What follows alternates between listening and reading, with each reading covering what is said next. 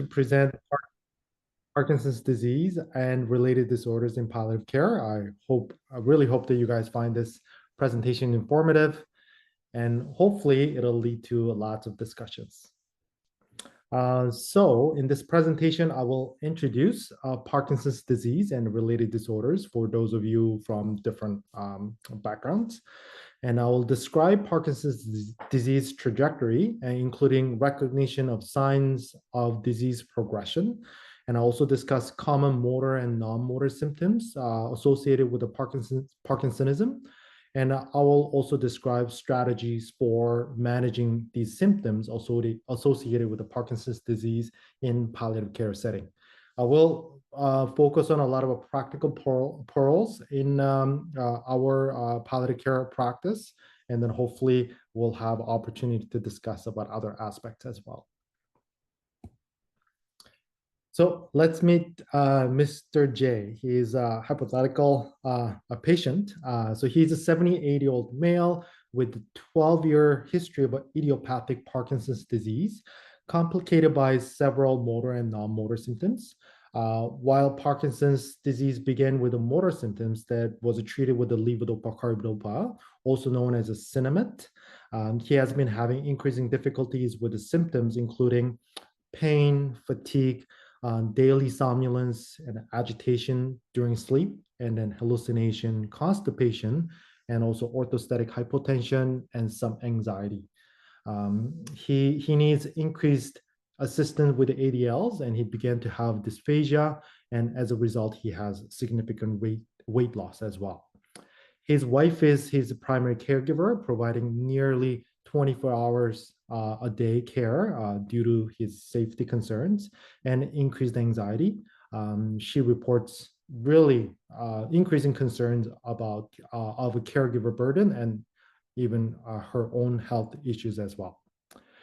I would like to invite you to think of a few things in this case.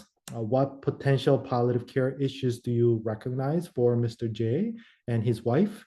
And what would improve quality of life for Mr. J? And then what would you prioritize during your encounter in this setting?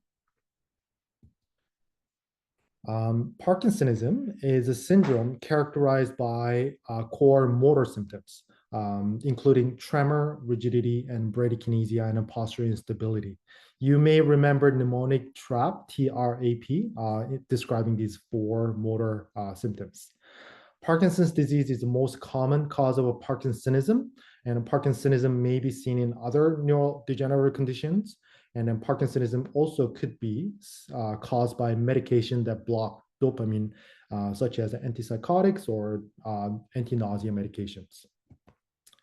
With a lot of studies and advancement in understanding pathophysiology of neurodegenerative disorder, we now know that there are different protein accumulation leading to different diseases causing Parkinsonism. This helps us to understand sort of prodromal symptoms phase and the symptoms, and then understand how the diagnosis happen, and then also prognosticate in different patients. Alpha-synucleinopathy that includes Parkinson's disease, and then also multiple system atrophy, and then dementia with the Lewy bodies are really disorders marked clinically by Parkinsonism, and then pathologically by deposition of the alpha-synuclein protein in neurons and other structures, related structures.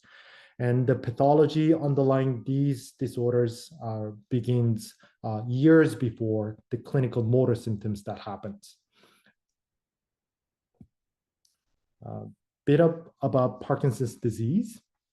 The prevalence of a Parkinson's disease is roughly 1% over age of 60.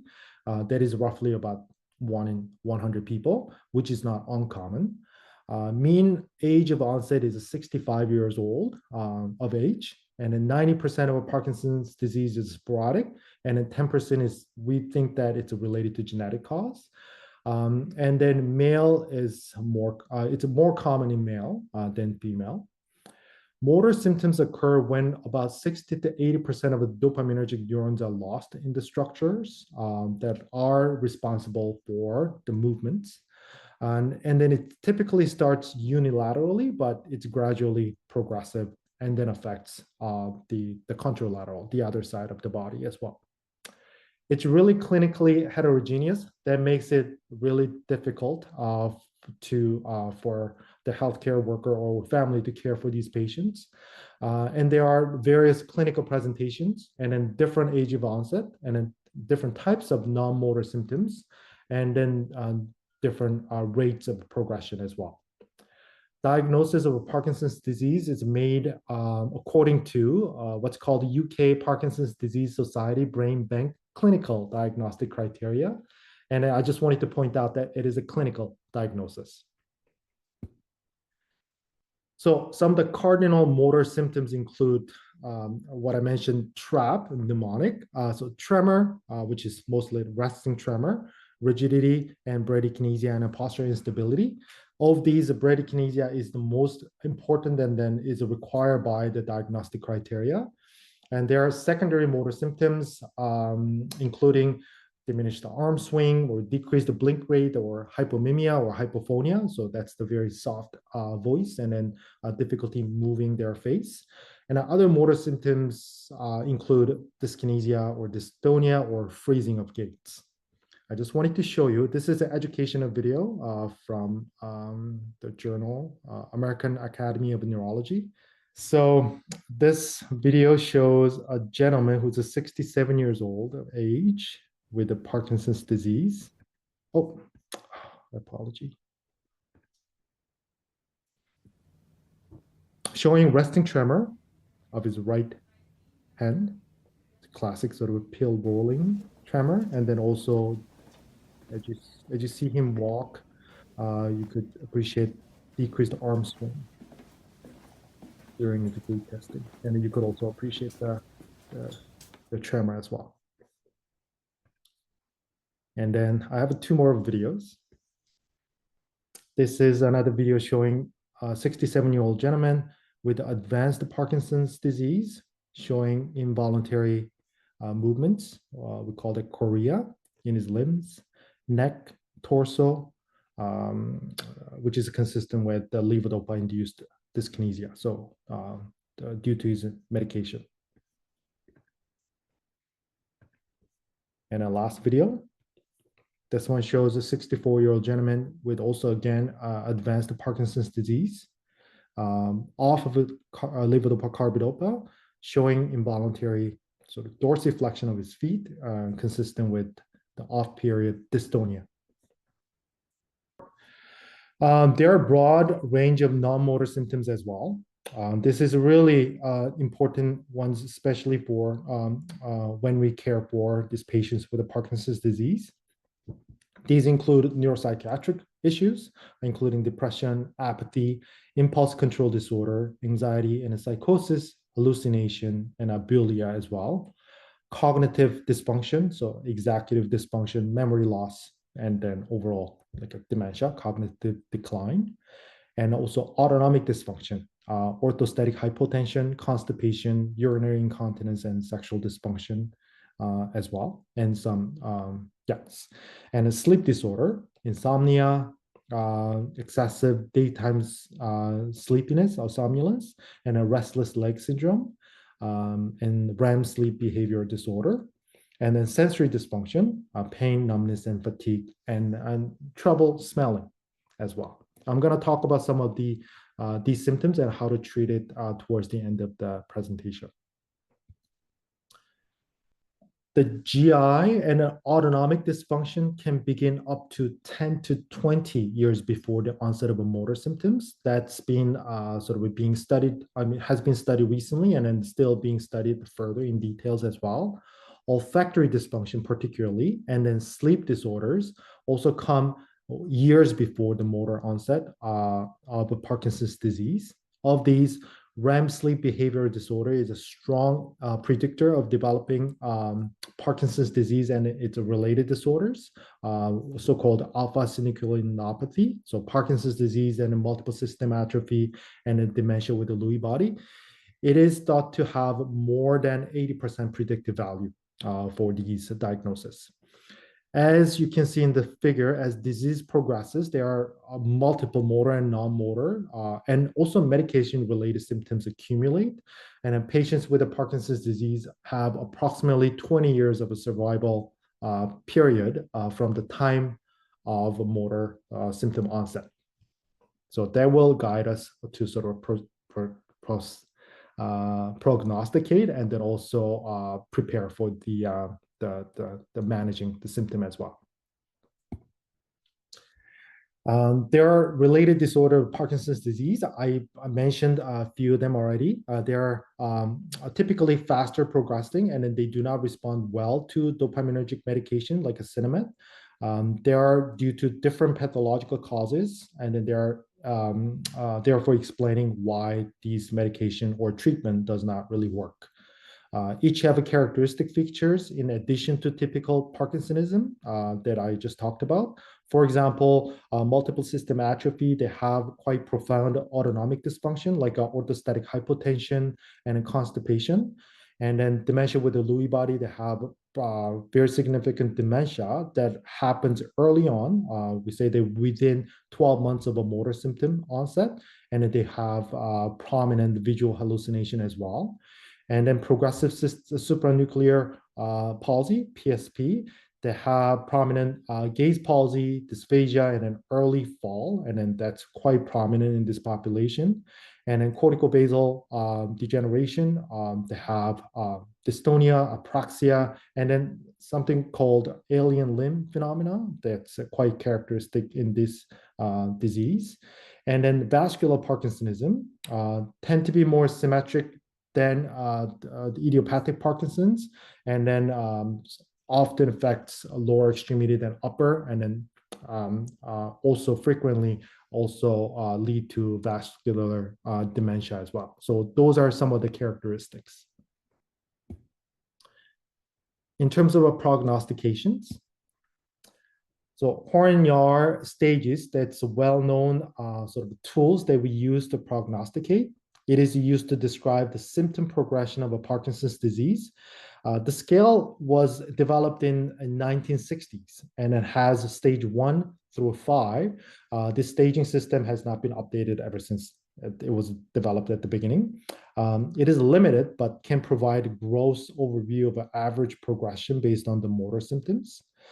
There are a few problems with the staging system, as all the sort of prognostication models do in medicine. So these include ones that there is significant individual variability in progression of both motor and non-motor symptoms, as the Parkinson's disease is really heterogeneous.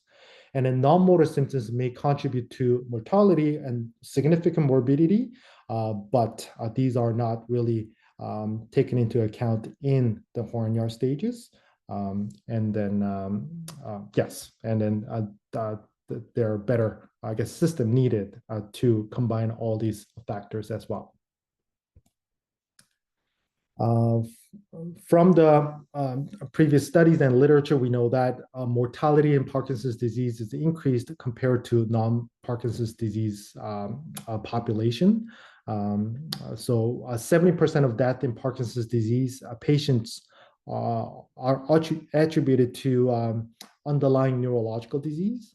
And for those with a Horn-Yahr scale over the 3, there is an 80% chance of dying from Parkinson's disease related cause, including infection and sepsis and respiratory failure and then wasting syndrome, and then also dysphagia leading to issues. And then there are major predictor of Parkinson's disease mortality within 6 to 12 months. These include low BMI, and then also reduction in BMI in short period of time, and a significant reduction in Parkinson's medication when there are some side effects outweighing the benefits as well.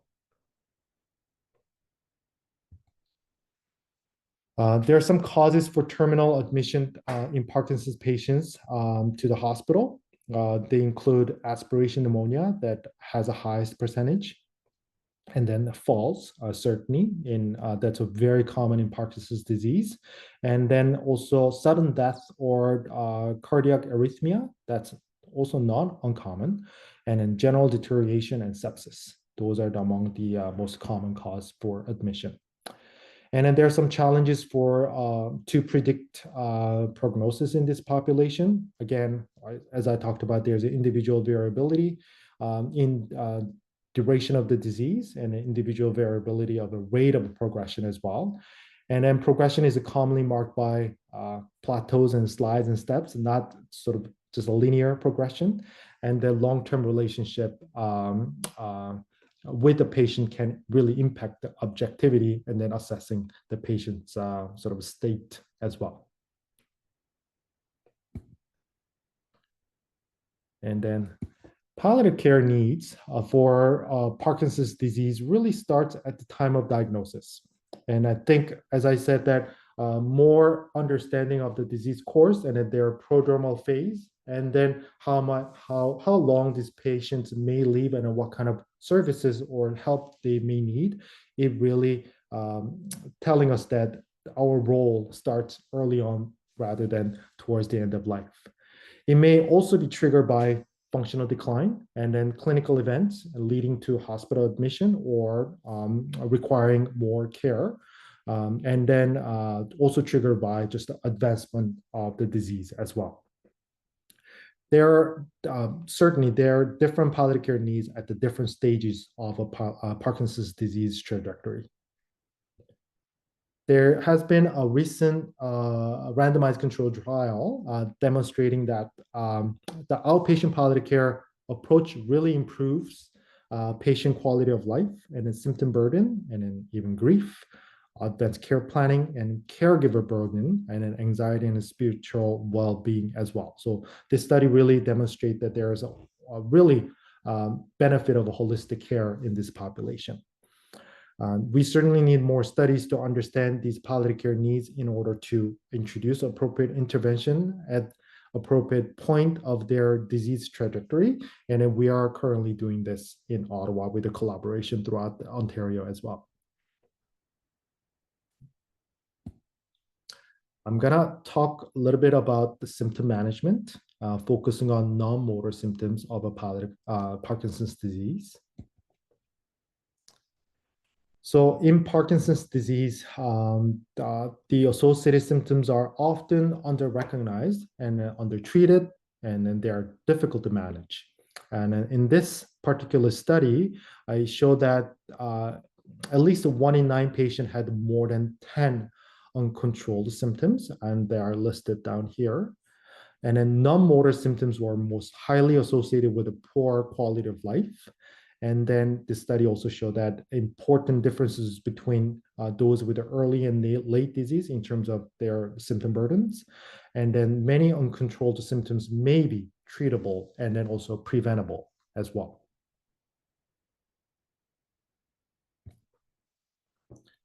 The failure of recognition is the biggest reason for non-treatment in this population. So Edmonton Symptom Assessment System for Parkinson's disease really helps track these symptoms and response to interventions as well. And then often it would be really good tools to use this ESAS and RPD in our clinical practice. Briefly on motor symptoms, although I'm gonna spend more time on non-motor symptoms. And levodopa is the main course of treatment for motor symptoms, and it has a lower risk of cognitive side effect compared to other medication for Parkinson's disease. And other medication used for motor symptoms included dopamine agonist, such as pramipexole or rotigotine patch, and then monoamine oxidase B inhibitor, so MAO-B inhibitor, such as selaginine and rosazoline, and then COMT inhibitor, such as entacapone and tolcapone, and also amantadine, and then some anticholinergic agents as well. These are generally recommended to use adjunctive medication to Sinemet, but patients with advanced Parkinson's disease can receive also surgical interventions like deep brain stimulation or intestinal gels, and both of which are highly effective for motor symptoms as well. Speaking of some of the major non-motor symptoms, in Parkinson's disease, psychosis most often consists of hallucination and then also paranoid delusions. And hallucinations do not need to be treated if that's benign. For example, patient has insight that they are not real, and then patient hallucinations are also, or the hallucinations are pleasant. But in terms of non-pharmacological management, I think there are some of the things that we can recommend trying for patients and then caregivers. For example, ruling out medications side effect and then illness and then other metabolic problem that's causing psychosis, and then minimizing disruption at nighttime, and then optimizing light exposure and then activity during the day. This is, I highlighted it because it's often overlooked, but it's quite important and effective as well. And then especially regarding light exposure, what we recommend is that the light therapy early in the morning, at least 10,000 lux, is a very helpful if the patient is still in a situation that they cannot really go outside. And then having calendars in clear view and then making sure they could see and that they could hear well, and that also helps as well. This is one part I wanted to point out. In terms of pharmacological treatments, considering tapering off some non-levodopa medication for motor symptoms that might be causing these issues, and then consider reducing levodopa total daily dose and then or dose during the problematic time, for example, evening dose for sundowning problem. And then cholinesterase inhibitors are often effective, including rivastigmine and donepezil. And then out of antipsychotics, because it's an antidopaminergic medications, we have to be very, very careful using it. But out of those, quetiapine, for example, are thought to be safe, even though there is no randomized controlled trial to prove this. And then clozapine is also thought to be safe, although this carries a lot of significant side effects, including agranulocytosis. So often it's not the first choice that's being used, but quetiapine certainly is. Excessive daytime sleepiness is quite common in this population as well. Some of the non-pharmacological treatment include ensuring adequate nighttime sleep, and then ruling out other causes that could cause excessive daytime sleepiness. Even patients who are with a Parkinson's disease, they may have obstructive sleep apnea. So ruling out these conditions, and then also ruling out other primary apathy that are seen in neurodegenerative conditions like dementia, and then also ruling out other causes like eyelid opening apraxia, which can happen in stroke, especially frontal lobe stroke, or PSP. Ensuring adequate treatment for orthostatic hypotension is important. I'm going to talk about that in the coming slides. And then making sure the patient takes short naps during the day, and then no more naps after 2 p.m. So it doesn't disrupt the nighttime sleep. And then increasing exercise, or even if it's a small physical activity or stimulating activity during the day, those also help as well. In terms of pharmacological treatments, consider tapering off non-levodopa treatments again for motor symptoms, which can cause sleepiness. For example, dopamine agonist and anticholinergic medications. And then caffeine use could be helpful as well, and especially the patient still has an oral intake and then enjoys coffee or tea. Modafinil is another medication that we could use, and then methylphenidate, such as Ritalin, Concerta. Those are also other medication we use as well. REM sleep behavior disorder. The REM sleep behavior disorder, patients with the RBD may act out of dream while sleeping. They talk or punch, and they could fight as well. So first, making sure all the safety measures are in place are really, really important for these patients. So maintaining safe sleep environment to prevent any injuries for them, and then move furniture away from the bed in case they sort of jump out or fall out of bed. And then often some of those patients, they place the padding at the corner of the furniture so they don't bump in and injure themselves at night. And then consider a mattress on the floor near the bed as well, so they to reduce the risk of falling off the bed. And a bed partner may need to sleep in separate bed, unfortunately, until RBDs are well controlled with some of the pharmacological treatment as well. So in terms of a pharmacological treatment, melatonin is often used, starting from 3 milligram up to higher dose, ideally taken a couple of hours before bedtime. And then clonazepam is another medication is often used. It is important that a lot of these patients may be on SSRI, but this can worsen REM sleep behavior disorder. Sialorrhea is a quite common non-motor symptom that are seen in Parkinson's disease population. And then in terms of non-pharmacological treatments, sugar-free chewing gum or hard candy as a reminder to swallow for these patients. And then elevating the head of the bed for nighttime salivation could also be helpful. In terms of a pharmacological treatment, optimizing dopaminergic medication is always the first thing we should look at if there's any pattern of that issue. And then sublingual atropine ophthalmic solution used 1 to 2 drops once to 2 to 3 times daily. And then some patients like to goggle and spit as well. That works really well. And then glycopyrrolate in an oral form could be also helpful. Tricyclic antidepressant like amitriptyline, they can be very effective, especially if somebody needs that for sleep too.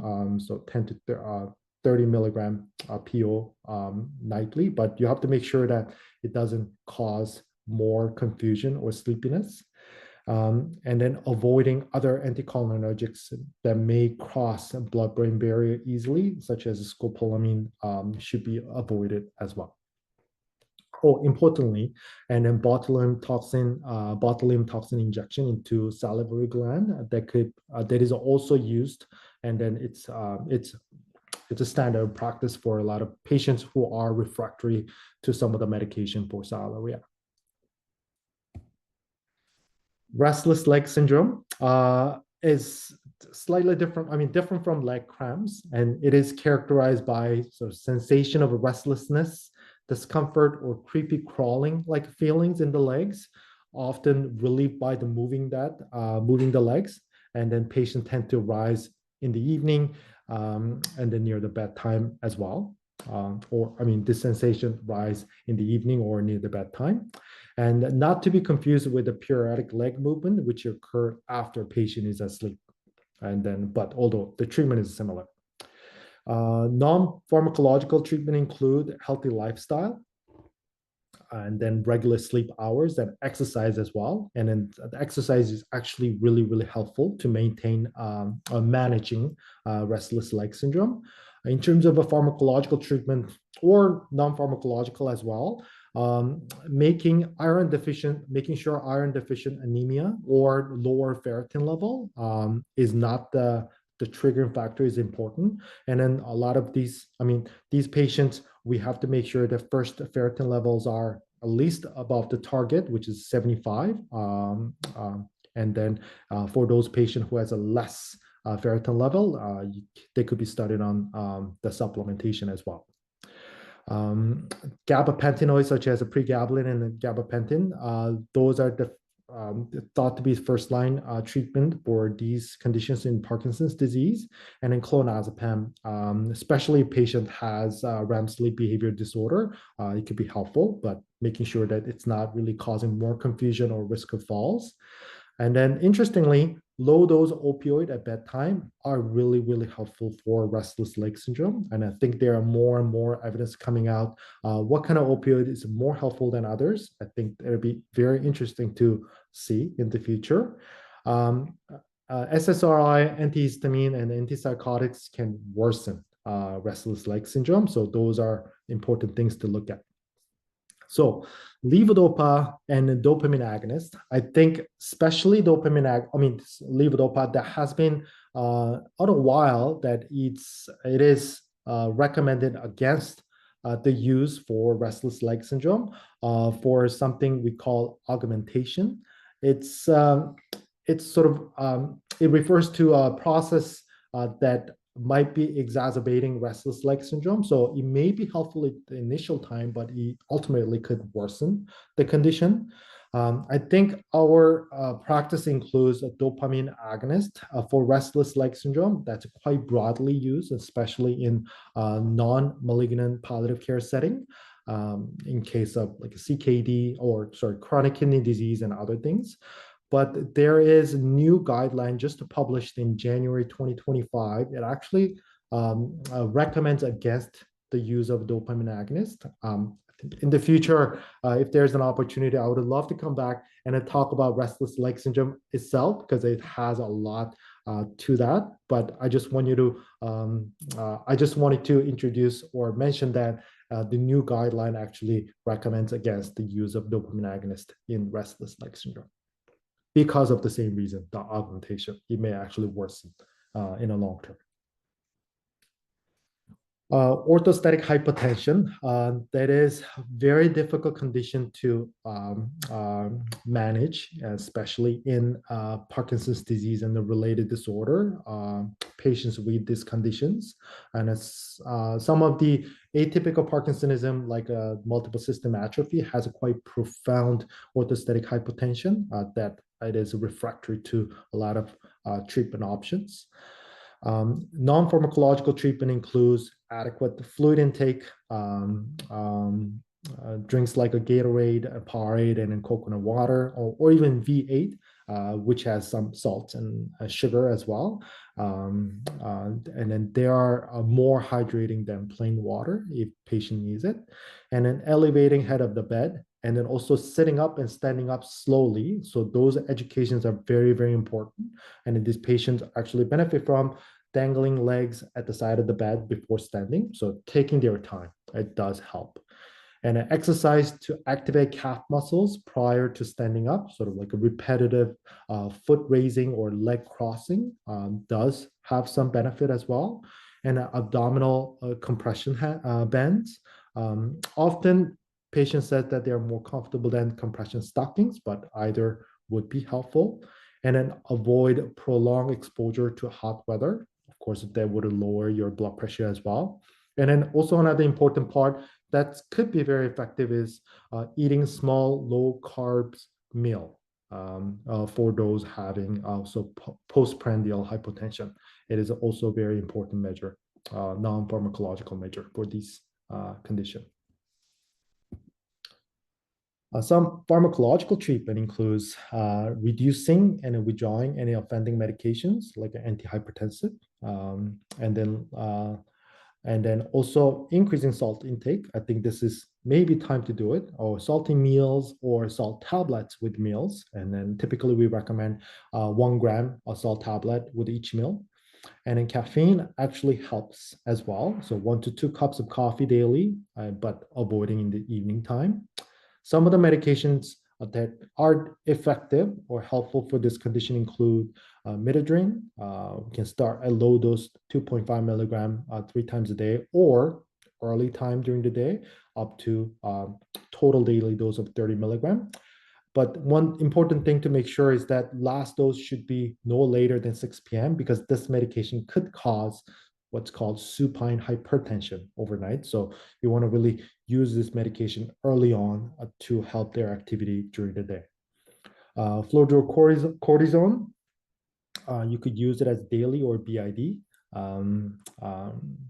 That's also important. It's important to advise the patients to eat potassium-rich food or take potassium supplement to reduce a risk of hypokalemia, especially on this medication. And then pyridostigmine or mestinon can be used in these patients. And then pyridostigmine, unlike midodrine and the fludrocortisone, it does not cause supine hypertension, and so it is quite important and helpful as well. Some of the medication that we should avoid in the patients with a Parkinson's disease is, of course, any anti-dopaminergic medications, so prochlorperazine and then promethazine and then Maxren. And then you can always think about Zofran or ondansetron for anti-nausea medication when possible. And then most of the anticholinergic medications should be avoided. And then most of the antipsychotics, as we talked about. The quetiapine would be a relatively safe medication in this population.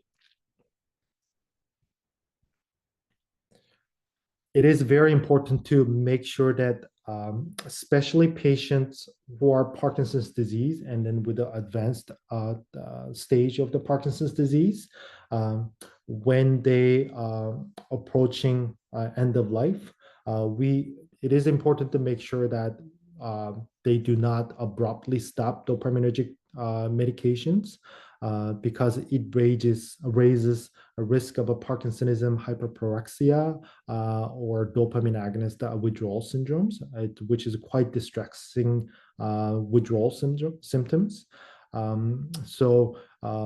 It is important to taper off dopaminergic medication very slowly to reduce the risk of these conditions.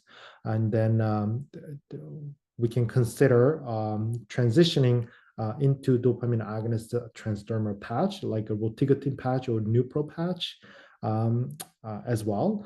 And then some other cases, levodopa can be crushed and then given with a beverage. And then there's also levodopa rectal medication, but it has unreliable effectiveness. So the standard of care is usually either crushing levodopa or switching into the patch.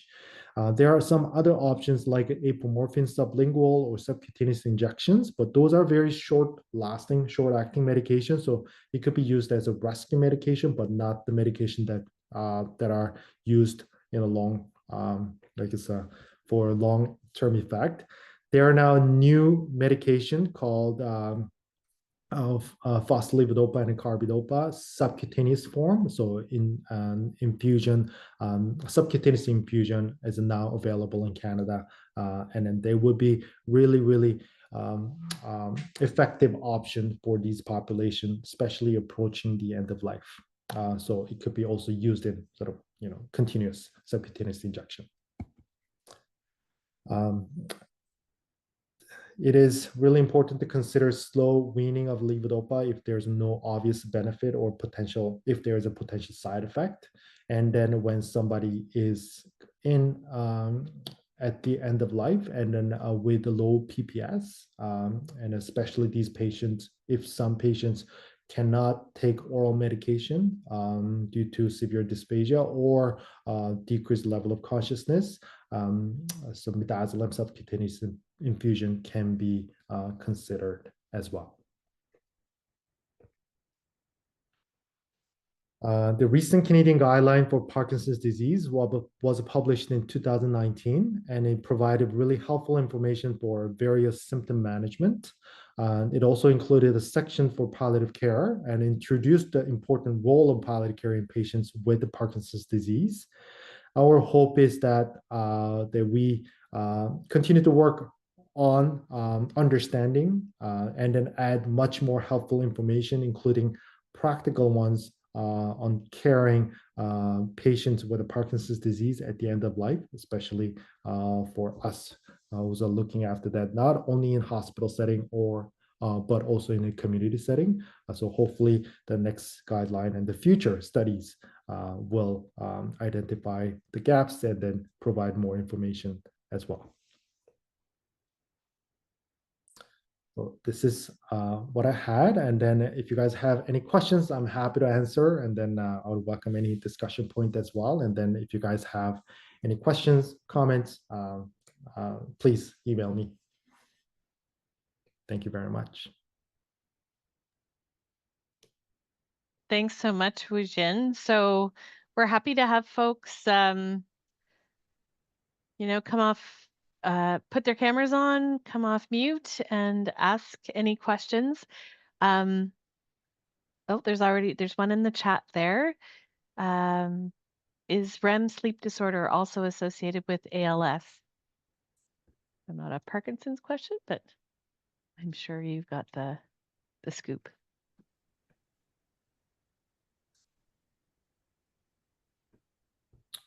Oh, yeah. Oh, REM sleep disorder also associated with ALS.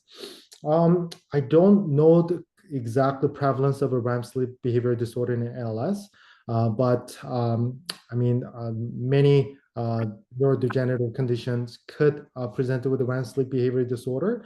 But what I was mentioning is that REM sleep behavior disorder are very high, has a high predictive value in diagnosing Parkinson's disease and its a related disorder, such as multiple system atrophy and then dementia with the Lewy body as well.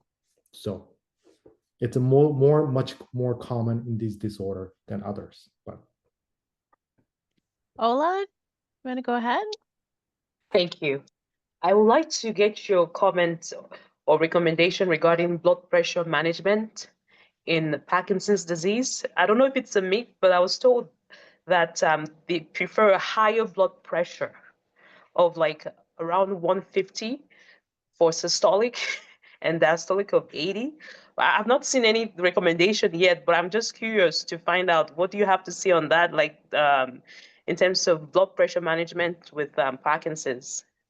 yes, a lot of patients with a Parkinson's disease, they have an autonomic dysfunction, and then certainly Mhm. more prevalent in those with atypical Parkinsonism.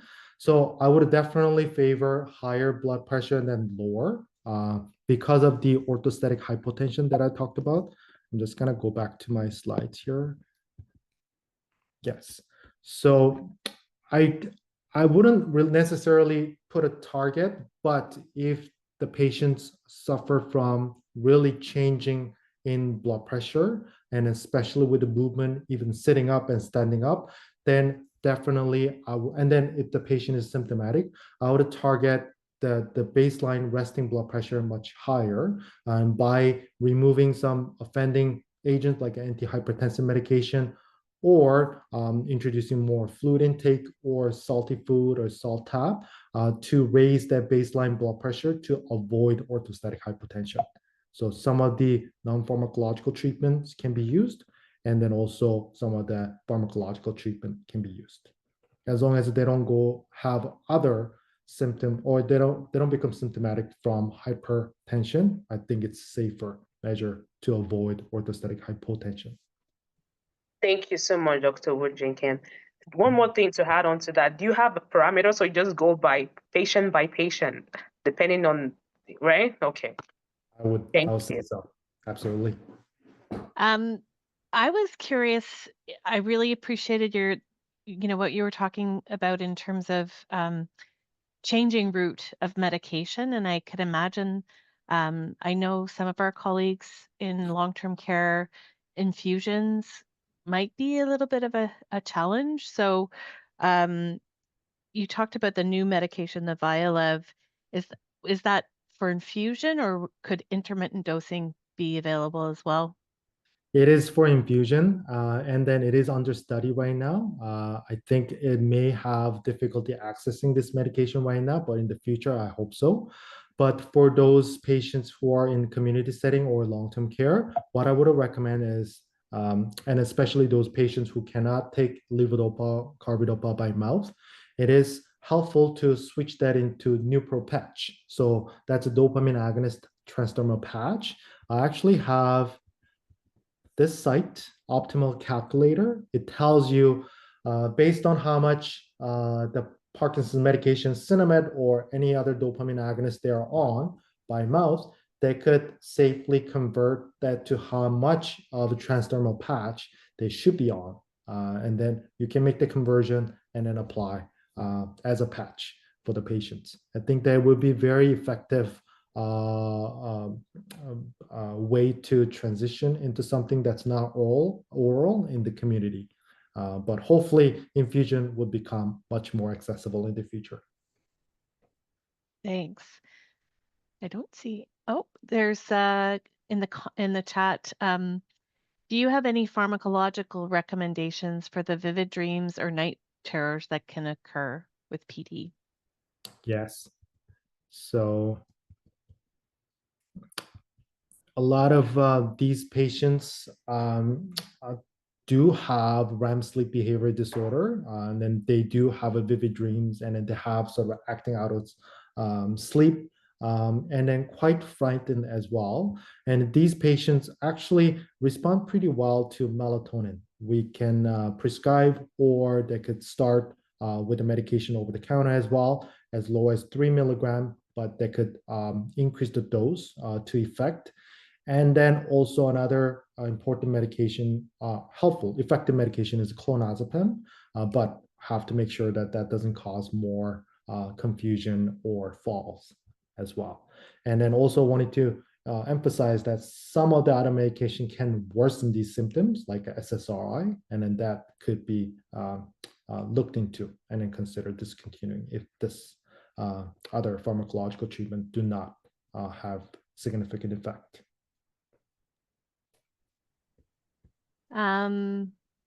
In the chat again, how much and what type of exercise is recommended for people with PD? That is a good question. I think always a balancing between, what sort of helps their overall symptom, and then what not to exhaust them and then cause more injury.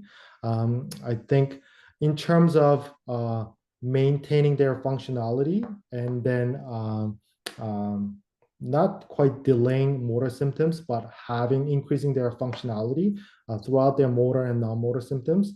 I think balancing exercise and then something that can promote their strength and balance, I think those are good exercises. I believe some studies suggest that yoga, tai chi, and when they are able, I think those quite help these patients before they enter into advanced stage of the Parkinson's disease. But there are some of the other exercises that could do to prevent, for example, orthostatic hypotension when they are in a quite advanced stage, and then having these exercises to prevent the certain type of non-motor symptoms. So, for example, doing some exercise before they're standing up, repetitive foot raises or leg crossing to activate their calf muscle could be actually specific exercise to help these particular non-motor symptom. And then for restless leg, for example, any type of, I guess, mild exercise to sort of stimulate their muscles in the legs, like a light walking or light walking, for example, can be done before bedtime. And then it's known to help with restless leg syndrome. I hope I made it clear, but there are different options and examples, but there are some examples that might be specifically helpful for some type of non-motor symptoms. And I think the guidelines too include stuff about exercise. Yeah. Yeah. I believe so. So Julie and I had the same question. She's asking about the use of low-dose opioids for restless leg syndrome. Is there something you recommend opioid-wise more than another? I think there are different practices throughout the region and institution, and then depending really on, I guess, if whether or not the patient is using opioid or not. If somebody's opioid naive, I would start some, the moderate, the mild opioid like a morphine or hydromorphone at the bedtime as well. And then there's some other practice they use as a methadone, for example, for patients with the restless leg syndrome. But myself, I haven't used it, and then I haven't seen anybody using that. So I don't know exactly where the guideline would recommend, but so far in the current guideline in sleep medicine, they recommend some milder form of opioids like a morphine or oxycodone in the nighttime dose. That's what they recommend. If you were writing the prescription with an opioid naive person, where would you start? I would start with a small dose of morphine at the nighttime. Thanks. Does anybody have any other questions or comments?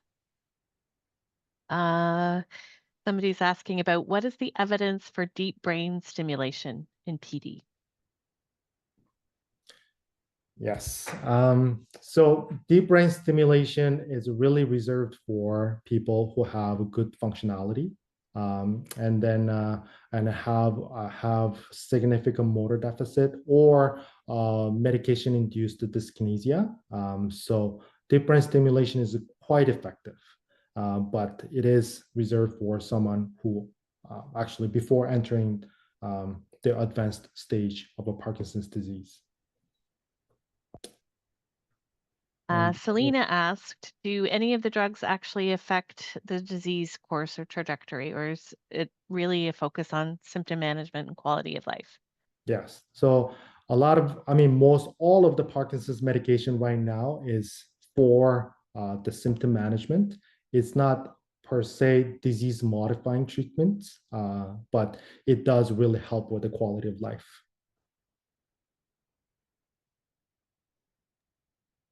I know one of the things that you're passionate about is caregivers. So, if you're caring for somebody with Parkinson's, kind of more in an end of life trajectory versus earlier on in the disease, what have been some of the common um, psychosocial emotional concerns that caregivers demonstrate, and what do you find they need, in particular? Yeah. Um, I think really understanding the disease trajectory and then helping patients and their caregiver to understand what to anticipate and then what are the symptoms they may face. I think in my practice and then sort of that I guess helping or seeing the patients and caregiver that have been very, very important for them and then also helpful for them to understand because it is very uncertain when someone develops certain symptoms there. For sure, it's a degenerate, it's not curable disease.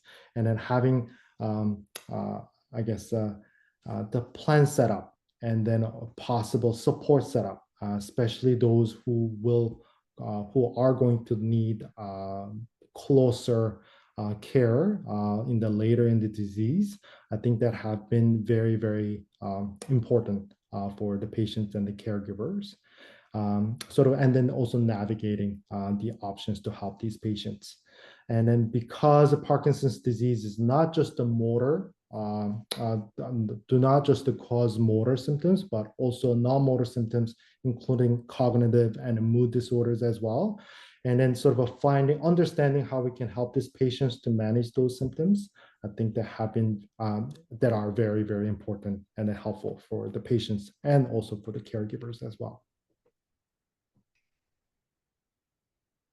Well, I think if there's nothing else, I want to thank you so much, WooJin. I really appreciated your presentation. A lot of great clinical pearls that you've shared with us tonight. And we were saying before we started that maybe we get WooJin back to do a 2-hour Thursday evening series presentation in the near future, because I think caring for people with Parkinson's and their caregivers is something I'm certainly hearing about more and more commonly, the challenges of navigating the system and helping to people to live as well as they can until the end of life. So thank you once again, and thanks to everybody who joined us. Take good care, and we'll see you next month, hopefully. Thank you very much, everyone.